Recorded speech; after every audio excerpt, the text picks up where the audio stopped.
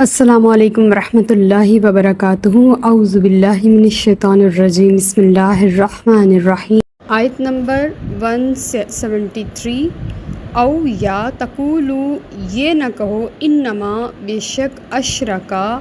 شرک تو آباؤنا، ہمارے باپ دادا نے کیا تھا، من قبلو، ہم سے پہلے، وکننا، اور ہم ذریۃً من بعدہم، ان کے بعد ان کی اولاد ہیں۔ افتہلکنا، کیا تو ہمیں ہلاک کرتا ہے، بما فعل، جو کیا، المبتلون، باطل پرستوں نے۔ اللہ تعالیٰ انسانی سرشت کو سامنے رکھتے ہوئے ہم سے بات فرما رہا ہے کہ کہیں کل قیامت والے دن یہ نہ ہو کہ جب کسی مشرک کو عذاب دوں تو وہ مجھے یہ نہ سنا دے کہ ہم نے اپنے باپ دادا کو جو کرتے دیکھا تھا ہم بھی اسی کے اوپر تھے اور تم ہمارے باپ دادا کی سزا ہمیں کیوں دے رہے ہو۔ تو بات یہ نہیں ہے، آپ کے باپ دادا نے جو شرک کیا اس کی سزا وہ بھگت رہے ہیں، آپ کو آپ کے شرک کی سزا مل رہی ہے۔ اگر اللہ نے آپ کو توحید کا راستہ دکھایا تھا اور قیامت سے، دنیا کے سٹارٹ ہونے سے پہلے ہی پوچھ لیا تھا کہ میں تمہارا رب ہوں کہ نہیں، تو تم سب نے اس وقت بلا کہہ کے اس بات کی حقیقت کا اعتراف کیا تھا کہ ہاں تو ہمارا رب ہے۔ پھر دنیا میں آ کے شرک اور بت پرستی کا تو کوئی سوال ہی پیدا نہیں ہوتا تھا، جو جا کے کرنا شروع کر دی۔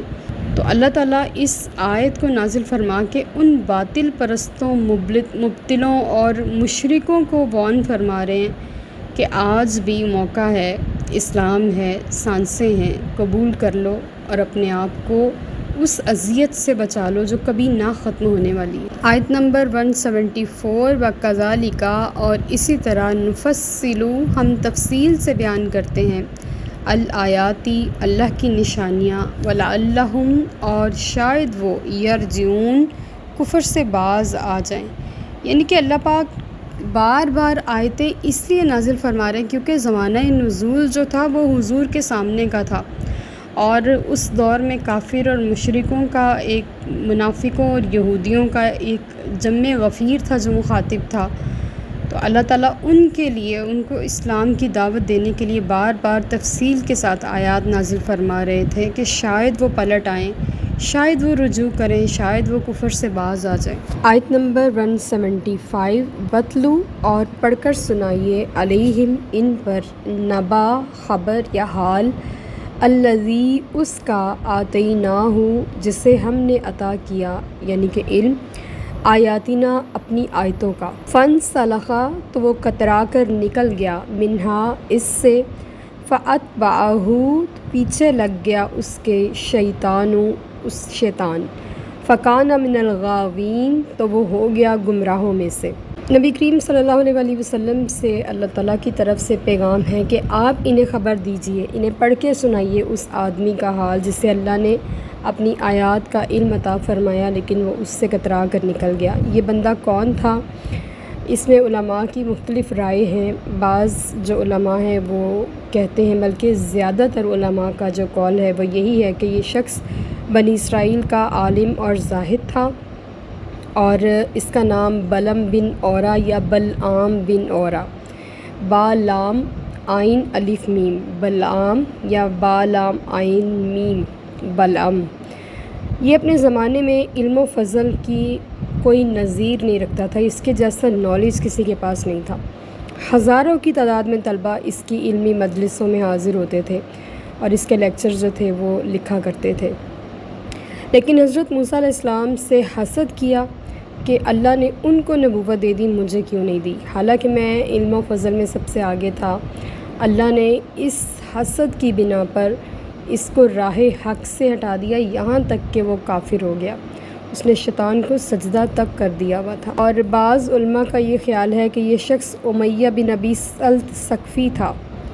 اس نے قدیم آسمانی کتابوں کا مطالعہ کیا ہوا تھا اور اس سے معلوم تھا کہ آخری زمانے میں نبی کریم صلی اللہ علیہ وسلم، یعنی کہ ایک شخص جو رسول ہوگا اور مبعوث ہوگا، اللہ اس کو کتاب بھی عطا فرمائے گا۔ اس کی خواہش تھی کہ یہ عہدہ اسے دے دیا جائے، لیکن جب نبی کریم صلی اللہ علیہ وسلم کے بارگاہ عالی شان میں اللہ نے نبوت کا تاج رکھ دیا تو یہ حسد کے مارے جل بن گیا اور کفر اختیار کر لیا۔ سعید بن مسیب رضی اللہ تعالیٰ عنہ نے ابو عامر بن سیفی کا نام لیا ہے کہ زمانے جاہلیت میں وہ زہد و ریاضت کی زندگی بسر کرتا تھا، اون کے بنے ہوئے کپڑے پہنا کرتا تھا، وہ بھی نبوت کا امیدوار تھا۔ جب نبی کریم صلی اللہ علیہ وآلہ وسلم مبعوث ہوئے تو اس نے کفر کا راستہ اختیار کر لیا۔ تو دیکھیے اللہ پاک نے نبی کریم صلی اللہ علیہ وآلہ وسلم کو نبأ الذی یعنی کہ ایک شخص کا نام اور اس کی خبر دینے کا حکم دیا۔ تو وہ شخص کون تھا؟ سیرت کی کتابوں میں اور تاریخ کی کتابوں میں اور موسیٰ علیہ السلام کے واقعات میں زیادہ تر تائید جو ہوتی ہے وہ بلعم بن اورا کے بارے میں ہوتی ہے کہ یہ آیات اس کے لیے اتری تھی۔ بلعم بن اورا مستجاب الدعوات شخص تھا اور وہ جو دعا مانگتا تھا اس کی دعا قبول ہوتی تھی۔ اور اس کی مثال یوں ہے کہ اس کے پاس 3 دعائیں تھیں، تو اس کی بیوی نے کہا کہ آپ کے پاس 3 دعائیں ہیں جو اللہ تعالیٰ نے قبول کرنی ہے، آپ دعا کیجئے کہ اللہ پاک مجھے اتنا حسین بنا دے کہ بنی اسرائیل میں میرے جیسی کوئی عورت نہ ہو۔ تو آپ نے دعا کی تو اللہ پاک نے اس کو اتنا حسین بنا دیا کہ بنی اسرائیل میں واقعی اس کے جیسی کوئی خاتون نہیں تھی، اور لوگ اس کی طرف متوجہ ہونے لگ گئے، یہاں تک کہ اس نے اپنے شوہر کو بھی چھوڑ دیا اور برا بھلا کہنے لگ گئے۔ وہ ہر رات چلتے کے اوپر وہ سیٹ ہو جاتی تھی اور ہر کوئی اس کے اوپر مر مٹتا تھا۔ یہ بات دیکھ کر بلعم بن اورا جو تھا وہ بڑا پریشان ہوا اور اس سے رہا نہیں گیا، تو اس نے بد دعا کر دی کہ یا اللہ اس کو کتیا بنا دے، اور یہاں تک کہ اس کے بچوں کو کتیا کے بچے کہنا شروع کر دیا تھا۔ تو جب اس کے بچوں نے اپنے باپ سے شکایت کی کہ ہمیں سب کتیا کے بچے کہتے ہیں، تو آپ اس جو تہمت کو ہٹا دیجئے اور اس کو پہلی حالت میں واپس لوٹانے کی دعا کیجئے۔ تو اس نے دوبارہ دعا کی تو وہ پہلی حالت میں واپس لوٹ گئی۔ اب اتنی قیمتی دعائیں جو اسے کسی اور پرپس کے لیے مانگنی چاہیے تھیں، اس نے اس بیکار پرپس میں ضائع کر دی، اور اس طرح وہ شخص جو تھا وہ انہی چکروں میں پڑ گیا۔ پھر اس کو جب قوم جبارین نے کہا کہ آپ موسیٰ علیہ السلام کی قوم کے لیے بد دعا کریں اور ان کے اوپر چڑھائی کریں، تو اس نے کہا کہ میں اس سب کے لیے نہیں بنا، میں یہ سب نہیں کر سکتا۔ تو قوم نے ان کو تحائف دیے اور اپنی بیٹیاں اور خوبصورت عورتیں پیش کیں اور لالچ دیا کہ ہمیں بنی اسرائیل کو واپس چاہیے اور موسیٰ علیہ السلام کی نبوت ختم ہونی چاہیے اور موسیٰ علیہ السلام کو اور ہارون علیہ السلام کو ختم ہونا چاہیے، ہمیں وہ سب گوارا نہیں ہے، تو چڑھائی کے لیے کوشش کیجئے یا پھر آپ دعا کیجئے کیونکہ آپ مستجاب الدعوات ہیں۔ تو وہ گدی پر سوار ہو گیا، اس کے پاس گدی تھی اور وہ پہاڑوں کے اوپر چڑھتا گیا، اور گدی نے بہت مار بھی کھائی اور آگے چلنے سے انکار کر دیا، تو اللہ نے اس کو زبان دی۔ تو اس نے پوچھا کہ کیوں نہیں آگے چلتی؟ تو اس نے کہا سامنے دیکھو، فرشتے میرا راستہ روک کے کھڑے ہیں، وہ تمہیں موسیٰ علیہ السلام کو بد دعا کرنے نہیں دیں گے۔ اور وہ جب نظر اٹھا کے دیکھتا ہے تو اسے فرشتے تو نہیں نظر آتے لیکن شیطان ضرور نظر آتا ہے۔ آیت کا یہ جو حصہ ہے نا، فَأَتْبَعَهُ الشَّيْطَانُ، شیطان اس کے پیچھے لگ گیا۔ شیطان ہر اس مقام پر پہنچ جاتا ہے جہاں اس کی جگہ بن جاتی ہے، وہ بندے کے پیچھے لگا رہتا ہے، اور جب وہ ذرا سی بھی کوشش کرتا ہے کہ وہاں پہ وہ کھڑا ہو سکتا ہے تو وہ ادھر پہنچ جاتا ہے۔ جب بلعم بن اورا نے شیطان کو دیکھا تو اس نے فوراً گدی سے اتر کے اس کو سجدہ کر دیا۔ یہاں پہ وہ کافر ہو گیا۔ وہ جو ایک عالم اور فاضل شخص تھا جس کی دعائیں قبول ہوتی تھی، جو نبوت کا امیدوار تھا، اس شخص کی یہ حالت ہو گئی کہ وہ کافر ہو گیا۔ اللہ تعالیٰ فرما رہے اس نے موسیٰ علیہ السلام پر اترنے والی توریت کی ساری آیات کو بھلا دیا۔ فَانْسَلَخَ کا مطلب ہوتا ہے جیسے سانپ اپنی پرانی کینچلی کو اتار دیتا ہے اور نئی پہن لیتا ہے نا، تو فَانْسَلَخَ کا مطلب یہ ہے کہ اس نے اپنی پرانا جو چولا تھا نا دین کا اور عبادت کا اور ریاضت کا، وہ اتار دیا اور ہدایت کو اتار دیا اور گمراہی اور ضلالت کا لباس پہن لیا۔ فَانْسَلَخَ کا مطلب یہ ہوا فَكَانَ مِنَ الْغَاوِينَ، اور وہ گمراہوں میں سے ہو گیا۔ اب جب اس کے ساتھ یہ سارا معاملہ ہو گیا تو وہ بمشکل چڑھتا چڑھتا اس پہاڑ کے اوپر پہنچ گیا اور اس نے بد دعا کرنا شروع کی۔ اب اس کی زبان کو اللہ پاک نے اپنے قبضے میں کر لیا۔ جب بھی وہ بنی اسرائیل کے لیے بد دعا کرتا تو وہ اپنی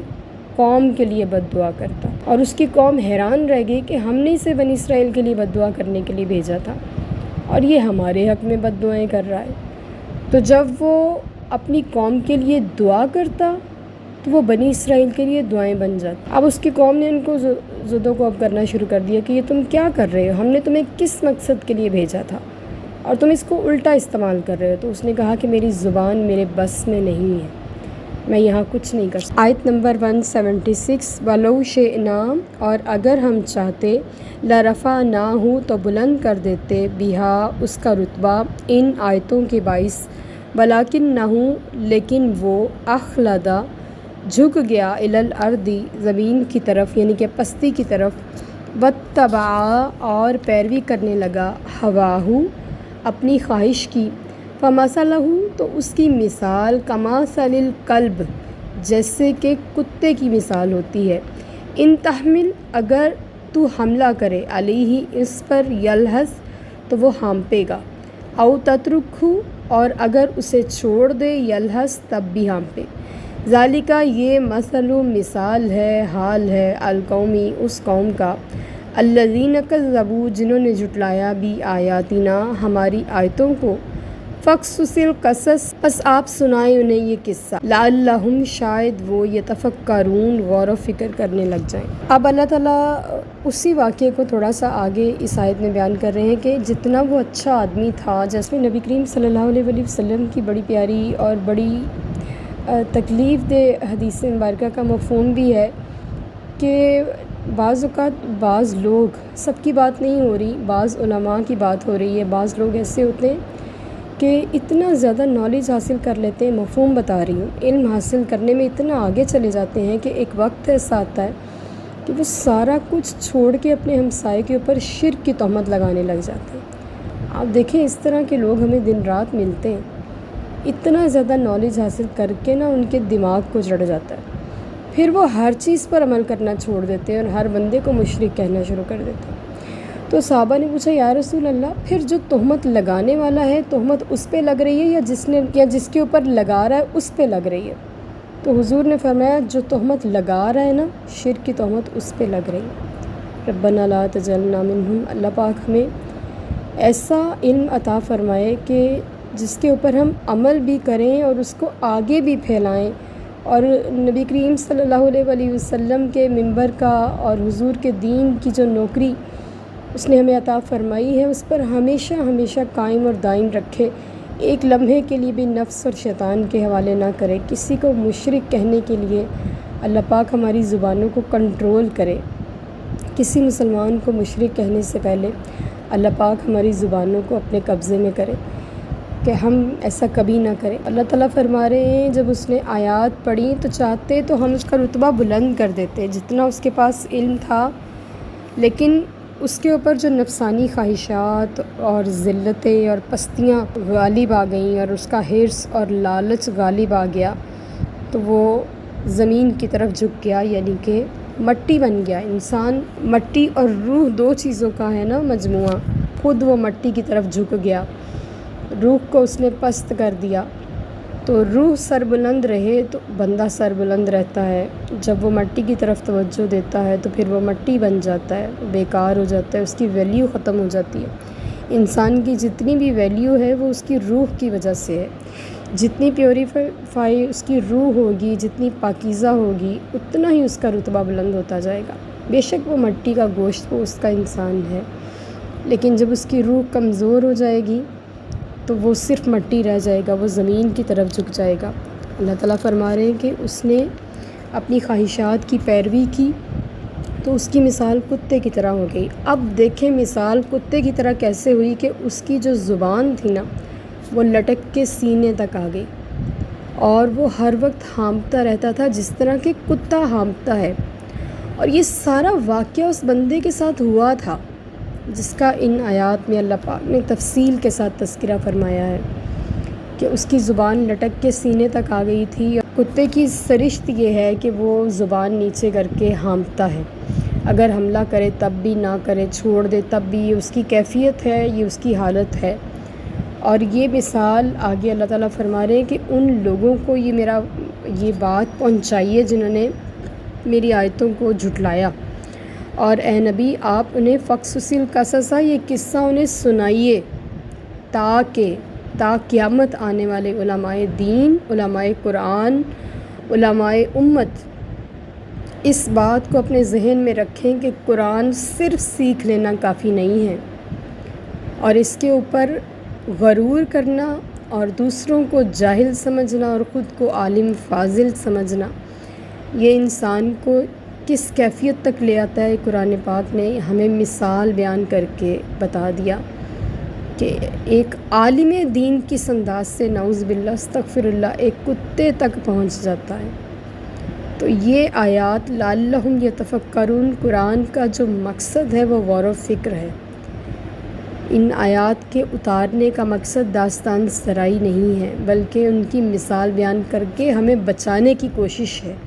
کہ کہیں ہم ان کے نقش قدم پر نہ چل پڑے اور ہم اپنا نقصان نہ کر لیں۔ تو امت محمدیہ صلی اللہ علیہ وآلہ وسلم پر تو ویسے ہی باقی امتوں سے زیادہ ذمہ داری عائد ہوتی ہے کہ اب کسی دین نے آنا نہیں اور اسی دین نے پروان چڑھنا ہے، اور تا قیامت اسی دین نے ہی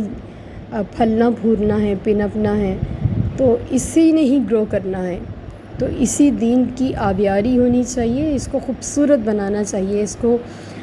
پھول اور پودوں کے ساتھ، پتوں کے ساتھ مزین کرنا چاہیے، نہ کہ جھڑنا اور صرف کانٹے دار جھاڑیاں رہ جانی۔ وما علینا الا البلاغ المبین۔ Like, subscribe and share.